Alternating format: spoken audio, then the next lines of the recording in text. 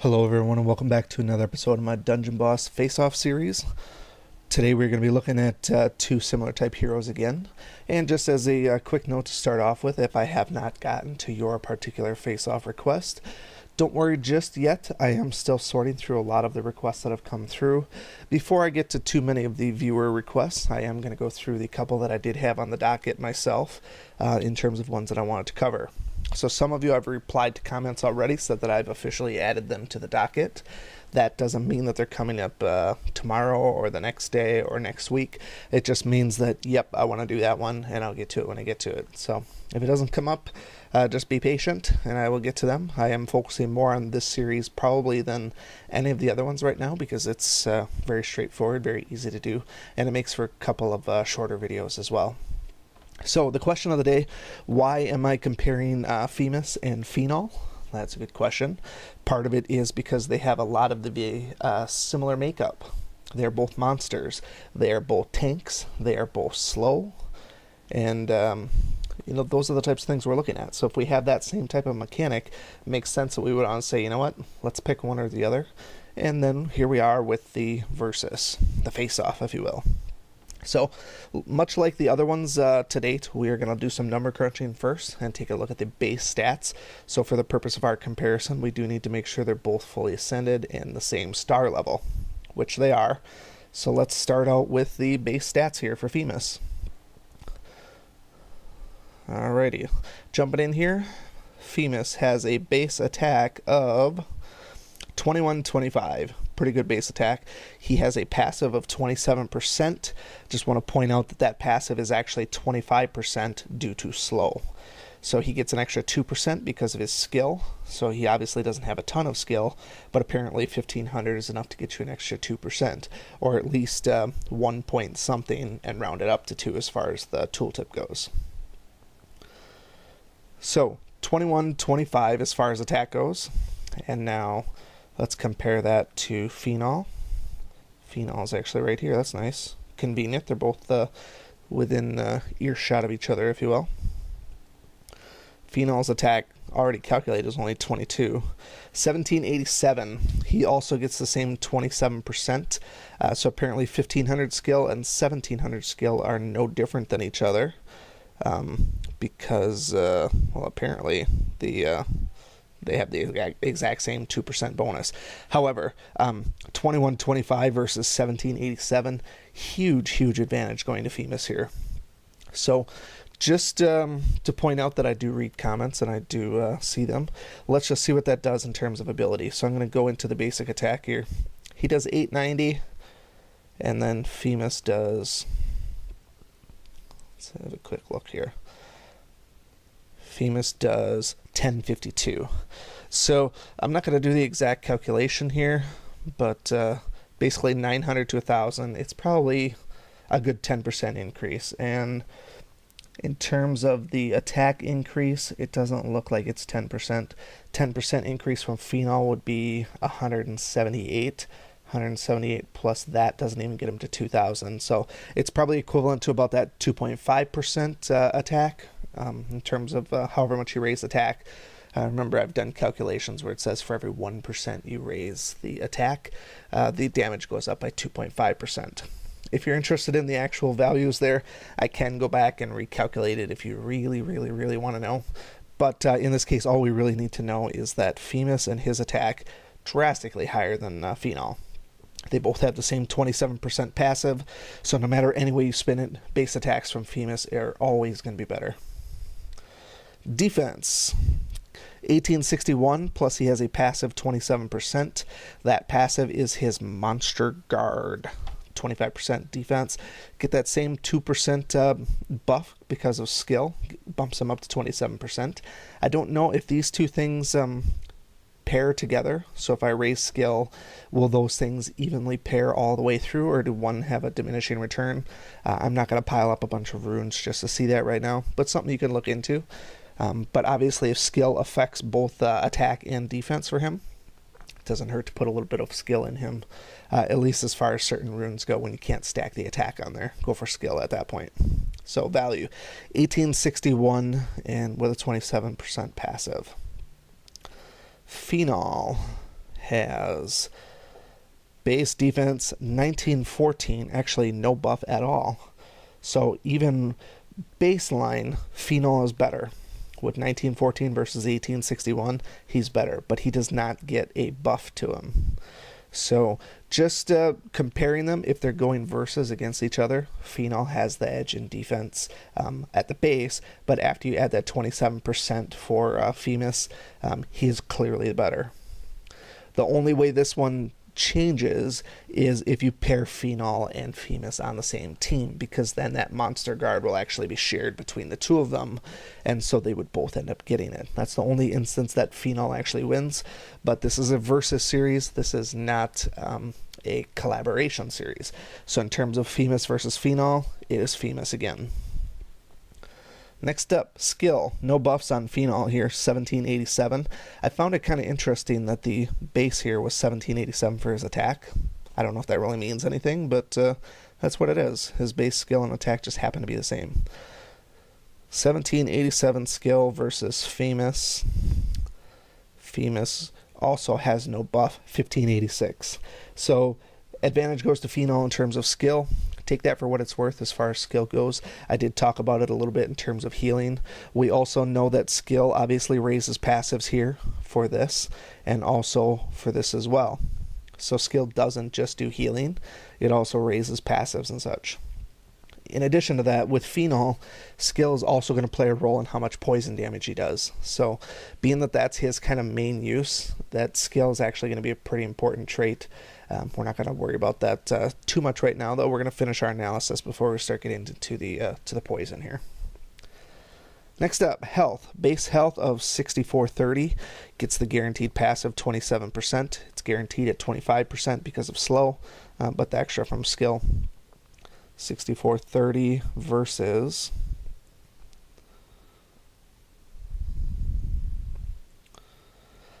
6927. So he's got basically 500 more health at the base, plus the same 27% bonus, plus he also has monstrous growth. So without any runes and without any buffs at all, just being at max level, his health is almost at 10,000, which is amongst the highest in the entire game. I will point out it is very, very high, eclipsed only by Furnace off the top of my head. I would have to go back and look at some of my other sheets to see who might have higher. And actually, I can actually look that up now because I do have that available. Of course, it's not going to be on screen, but I can still look it up. While we do that, let's talk about their abilities then. So first off, attack and defense go to Phemus, and skill and health go to Phenol. So we're kind of looking at a 2-2 type tie, although in my opinion, attack and defense are far more important than skill and health. So I don't know if that's ultimately important. So looking at health, the highest health right now, there are two of them that have the higher health right now than him. Furnace has a base health of 11,000. Kozar has one of 10,500. After those two, Phemus and Phenol are the next two highest one. Nobody else is really close except for Alexandros, which nobody really gives a shit about him. So that being said, like I said, top 5 in the game in terms of health for both of these, so that's pretty good as far as tanks go. But let's start looking at abilities then. So because we have sort of a 2-2 tie, we do need to start looking at some other tiebreakers in terms of which one of these we're actually going to use.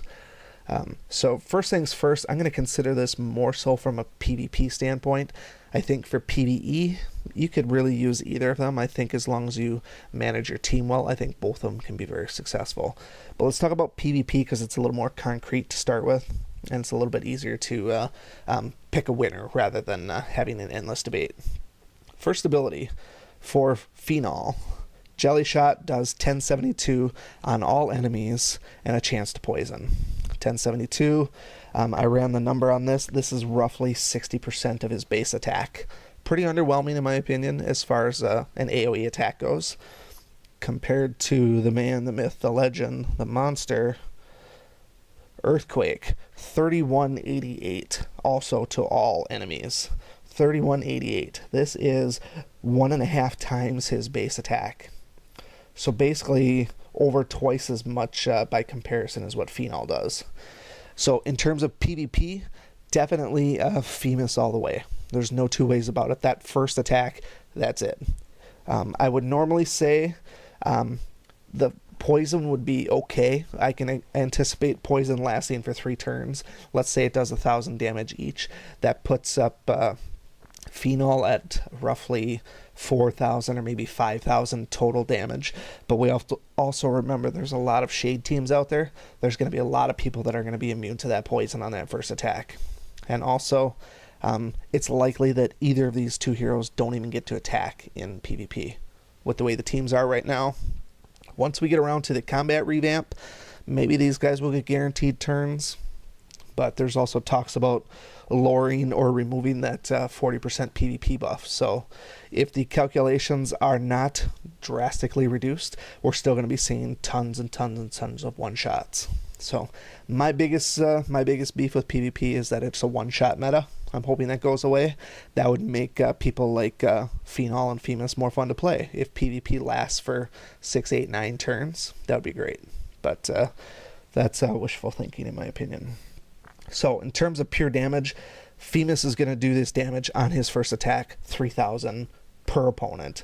That's happening. Whereas Phenol is 1,000 per with just a chance to poison. That chance to poison is not enough to get him a point in my favor, because it's not going to poison everybody, and it's likely that the match would be over before the poison even kills anybody. So advantage is a good one to Phemus as well in terms of this one. Next up, their second ability is they're both taunting. Phemus has the Hardy Taunt, which increases his health by 1096. I ran a quick number on here. It's increasing by 17%. My initial thought on this was that Hardy Taunt by default raises it 15%, but then that extra little bit of skill gave it 2%, similar to what we saw with his other ones. So basically every time this comes up, it has a 4-turn cooldown. That's pretty amazing. If you're running a long dungeon and running a 4-turn cooldown, this can come up all the time, and you keep boosting your health by 15%.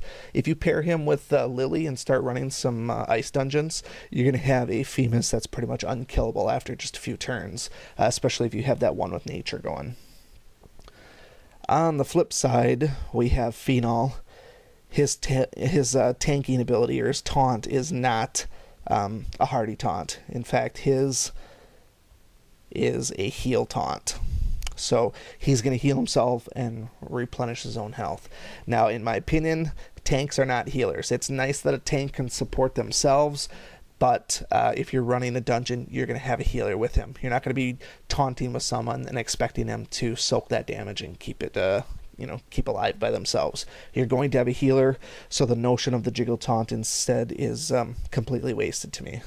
So basically you're replenishing a little bit of lost health. You don't get any benefit if he's already at full health. Phemus, you could taunt at full health, gain 15% without even doing anything.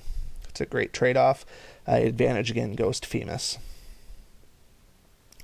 Next one, their last ability, Toxic Spittle. Again, my big beef with this one is it's low damage. It is a single target attack. Barely does any damage. And this one here I calculated to be 60-some% of his base attack. And it only has the chance to poison again. That chance to poison may be great in PvE dungeons. In PvP, it's just not going to fly. We need guaranteed damage, and we need it right now. And honestly, if you're putting this on PvP defense, he's not getting a 3rd turn anyways. If you're using him on PvP offense, I can 100% guarantee he's not getting a 3rd turn unless you're level 15.